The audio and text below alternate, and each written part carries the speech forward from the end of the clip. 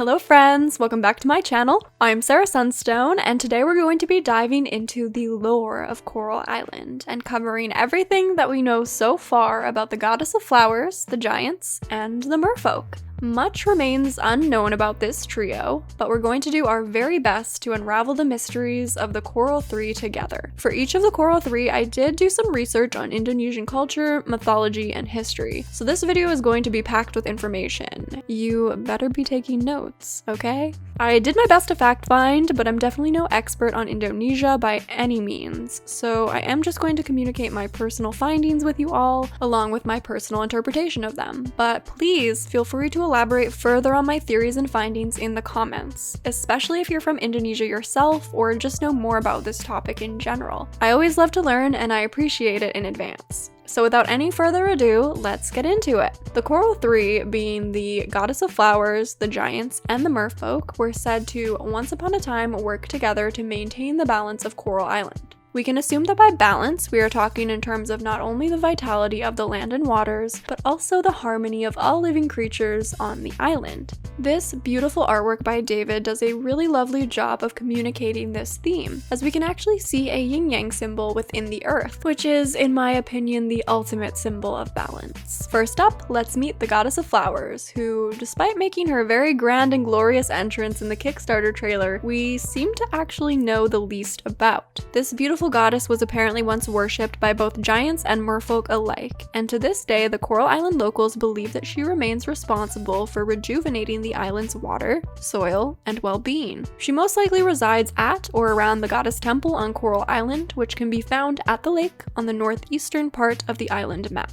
Now, unfortunately, this is just about as much as we know. Even combing through the developer diary notes on Discord, there really isn't anything mentioned about her presence in the game, outside of the team's work on the Lake Temple. However, based on the trailer, we can speculate that we may need to make some sort of offering to the goddess in order for her to make an appearance and perhaps trigger her storyline. So, following this assumption, I did find a couple of notes documenting work on something called an offering UI, or user interface. So one example of a user interface would be like an inventory, another may be the crafting user interface, there could be a cooking user interface, etc., etc. So it's essentially just a screen or a page that comes up through which you can interact with the game. This may be related to the goddess of flowers, may not be. I don't know what other offerings we'll be making on the island, but it is very interesting to me and very exciting. So perhaps the process of making an offering to the goddess is actually slightly more elaborate than simply dropping a single flower into the temple, but we will have to wait and find out about this. There is also a character in Indonesian folklore named Dewi Sri, goddess of prosperity and rice, which emerges through the blend of earth and water. And when you think about it, this is actually a really nice balance between the giants, who may represent the earth element, and the merfolk, who likely represent water elements. In Indonesia, many worship Dewi Sri and honor her with festivals celebrating harvests, by erecting dedicated temples in her name, and with flower offerings. This just sounds very much along the lines of what we know so far about the goddess of flowers, and several of you who actually live in Indonesia have echoed these suspicions of mine. One of you actually previously commented saying that the player throwing an offering into the lake in the trailer was a, quote, clever nod to the fact that our people used to make crop offerings in the ancient time to thank the goddess being Dewi Sri. I'm personally so looking forward to learning more about this elusive goddess and can't wait for her story to unravel on Coral Island. Next up, let's take a closer look at the giants. Despite the name, these cuties actually appear to be relatively small in size. And I'm just gonna say it now, I want/need a giant plushie in my life.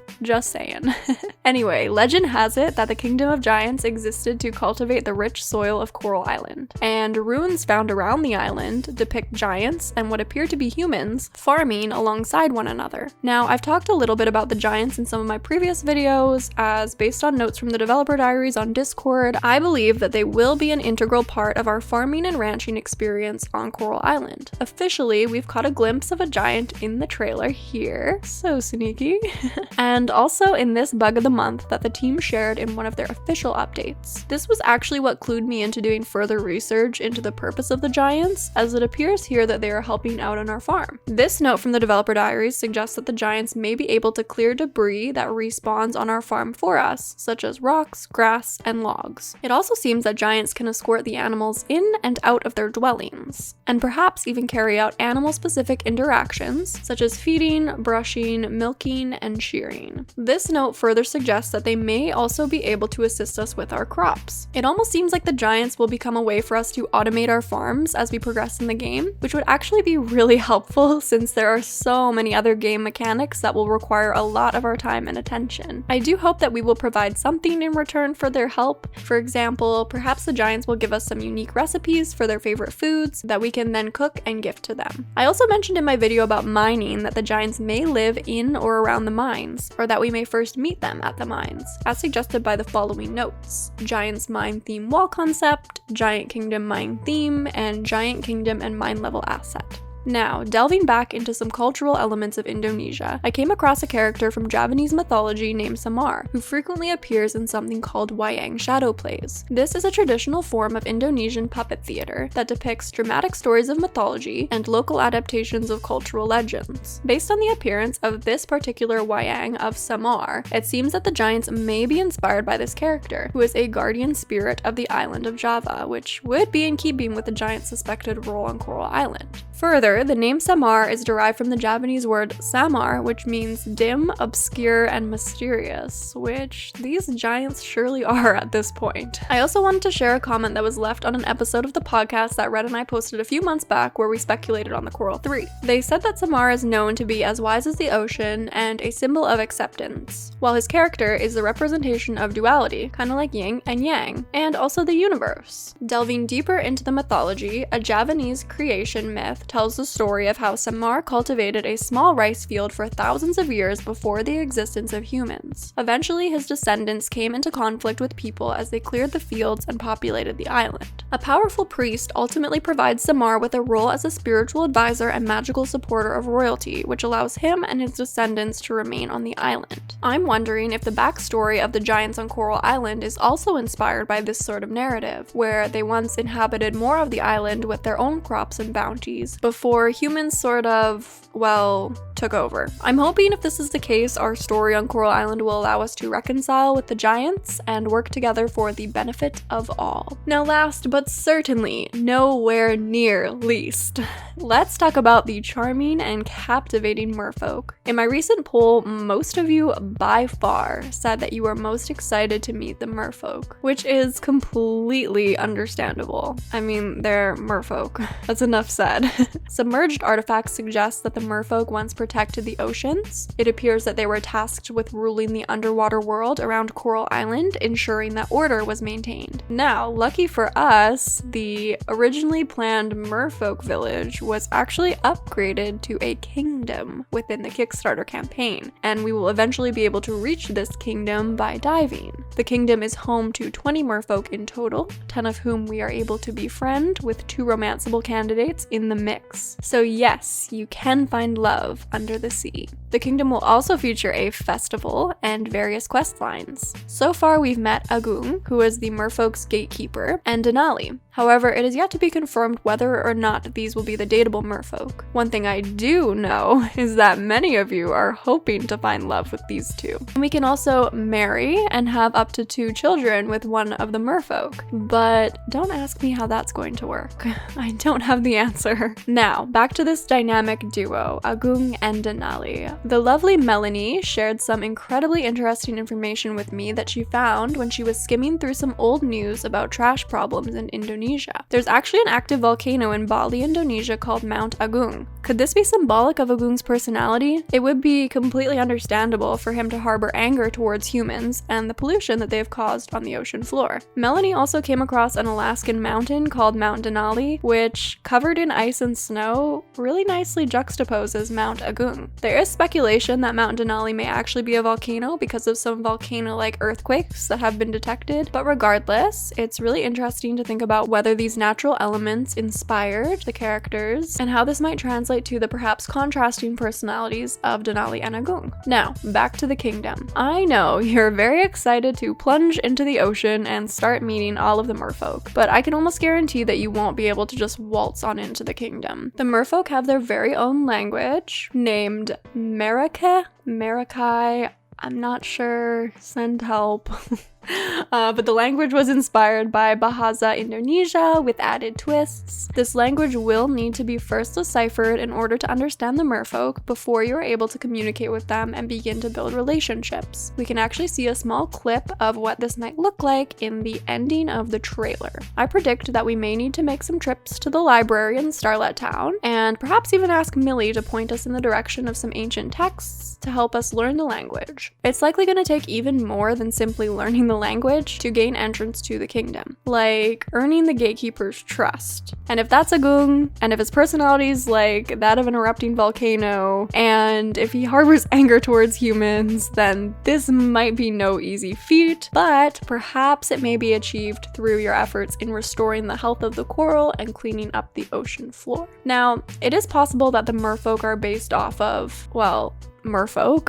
However, there is also an Indonesian goddess of the sea named Nyai Roro Kidul, who is often illustrated as a mermaid. It is said that this goddess can change shapes and appearance several times a day. Now, this is where I'm going to enter into conspiracy territory. There are actually many theories out there that Merfolk walk amongst the townsfolk of Coral Island.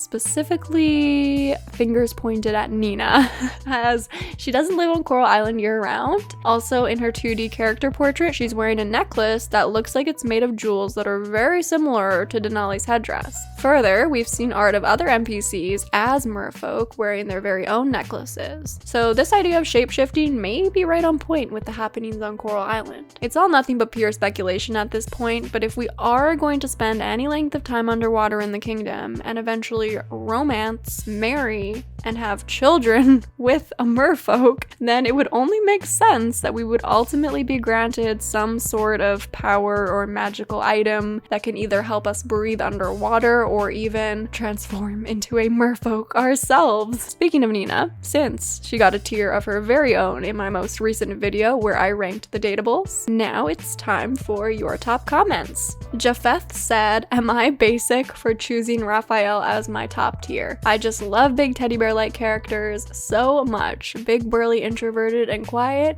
Excuse me, who stole and read my diary?" Yeah, I vibe. There's no way you're basic for choosing Raphael. Raphael is great. I also have a huge soft spot for anyone who gives me teddy bear vibes, so I'm on the same page as you for sure. G. Brooks said, "I love, love, love the artwork for this game. So many of the characters have real bodies and it's so awesome." And I love that. We have some curves, we have some stretch marks, we've got a prosthetic arm, we've got lots going on. Ring Queen said, "I was gonna say your tier list names were too nice, but then I realized literally all the candidates are so dateable, so 10 out of 10 stand by this list." Yeah, exactly. Like, the only way I could do the ranking video was if all the categories included an outcome where I end up dating them, you know? Scarlet Bard said, "Yay, Macy S tier. Your taste in girls is unparalleled, Sarah." Thank you. I feel like that's such a lovely compliment. I do love my ladies, so thank you, and I agree, I love Macy. I always love reading through the comments. Thank you all so much for sharing your thoughts. Be sure to leave a comment down below on this video, and maybe you'll be featured in my next. And of course, before I leave you today, let's take a look at today's amazing fan art. Today we have the cutest artwork of the Giants by Lythis from the Coral Island Discord. And it is not only of the Giants, but it is also of a chicken. And I love the chicken. I can't wait to see the chicken in the game. Look at them. They're so cute. Like, this is like such a vibe. It is so cute. I can't wait to meet the Giants on Coral Island. I can't wait to meet all of the Coral 3 on Coral Island.